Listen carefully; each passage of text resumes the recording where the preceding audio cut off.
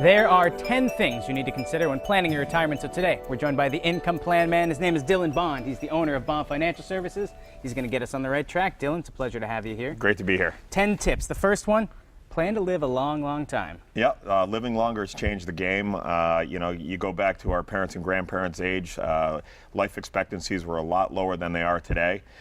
With that being said, if you retire at 60 years old and you end up living till 90, that's 30 years that you need to think about having a paycheck for yourself. So it's something you need to take into consideration. Yeah, you don't think about that. 30 years without a paycheck. It's a long time. Lot of time. It You're going to really need a is. lot of money. You're going to need a lot of money for tip number 2, healthcare expenses, because they're increasing and it's not going to stop. Yeah, a lot of studies show that if you're a married couple at age 65, you can plan to spend close to a $250,000 in healthcare costs throughout the course of your retirement, and that's on average. These are huge numbers, and you think about $250,000, not having a paycheck for 30 years. You got to start early, and you got to talk to someone to figure out a plan. The key is you have to have a plan. I mean, just to take half your money and put it in the stock market, half your money and put it in the bond market and hope things work out. It's not enough. It's not enough anymore, in my opinion, anyways. And there's even inflation too. With inflation 3, 4, 5%, if your money is making not even 3, 4, 5%, you're losing money in a sense. Yeah, and keep in mind, inflation doesn't include food, fuel, and healthcare,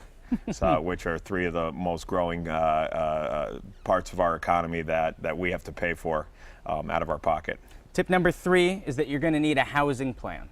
Yep. Well, what we see a lot is when people get to retirement, their kids are now out of the house. They have much more house than they need. So a lot of times what they're doing is they're downsizing, trying to get some equity out of the old house, get into a house that they can live the rest of their life in, and then use that excess cash out of the equity of their first home to help finance their retirement goals. And oftentimes those retirement goals, end game, you need long-term care assistance, be it hospice, be it moving into an extended living home. So you have to plan for maybe not living in your home too. Yeah, again, there's 2 ways you can pay for long-term care expenses in the future. You can pay dollar for dollar out of your pocket, or you can do things while you're younger and healthier that will leverage some of your money to pay for those costs as they come down the road. And that includes home health care, nursing homes, and things like that. The key is that long-term care insurance is one of only about 3 or 4 different ways you can plan for that.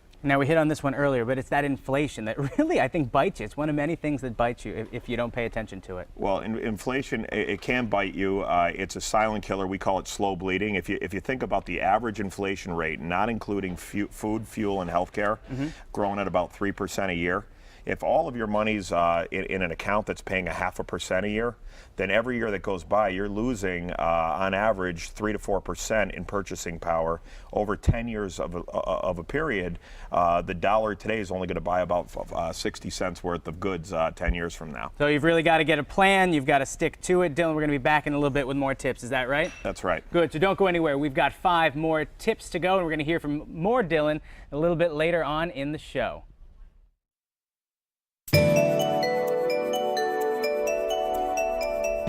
Welcome back to Mass Appeal. We're back with Dylan Bond, the owner of Bond Financial Services. We've got the last 5 tips that you need to achieve a better retirement. So tip 6, you have to transition your goals. Yeah, basically what we mean by that is the closer you get to retirement, you have to change your investment approach. What we find is a lot of people that are inside of 5 years retirement are still invested like they're 30 years old. They've got most of their money in stock mutual funds or in the stock market, a lot of volatility.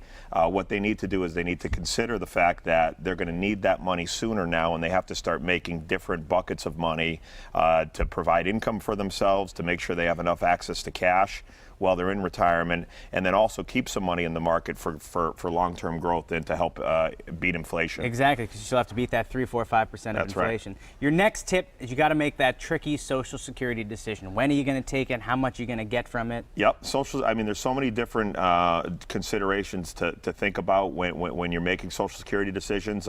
We have a software program that we've invested in that we can take the client's information, plug it into the software, and it will tell us the way to maximize Social Security, also the benefit of taking it early versus taking it late, and we can figure out based on their current situation what makes most sense to them. And sometimes it makes sense to delay it and take money from your retirement accounts first, pay the taxes on that as tax rates are lower, and then as that Social Security grows at 8% a year after full retirement age, take it at age 70, get more out of it for the rest of time.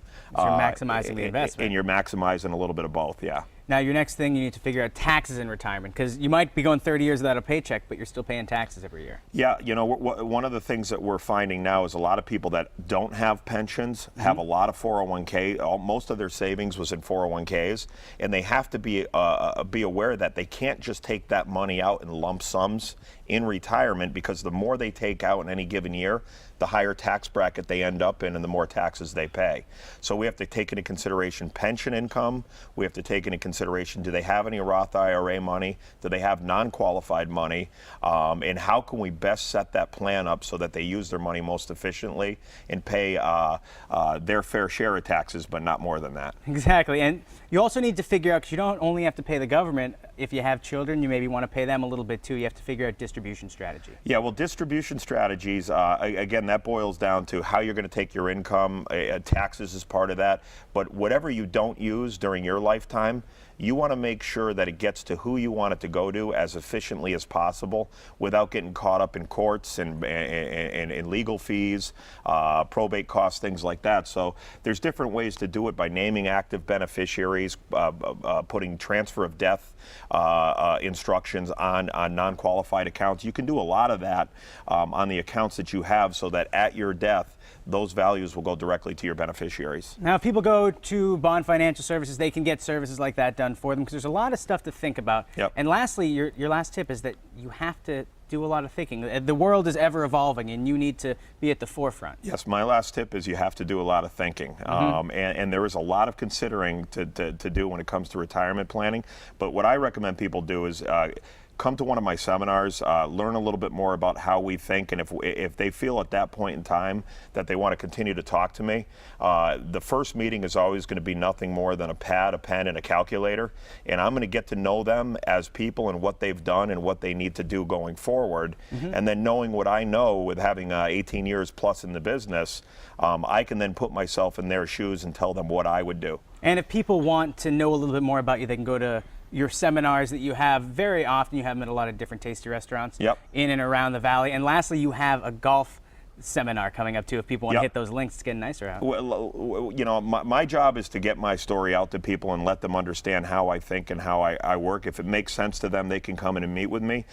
So we have seminars coming up at Villa Rose in Ludlow, Mass. This next week. Then we've got some coming up at Tucker's in Southwick. Exactly. And then in the summertime, we also do golf events for people 50 and older, our clients as well, where you can bring a foursome to Twin Hills at Long Meadow Country Club.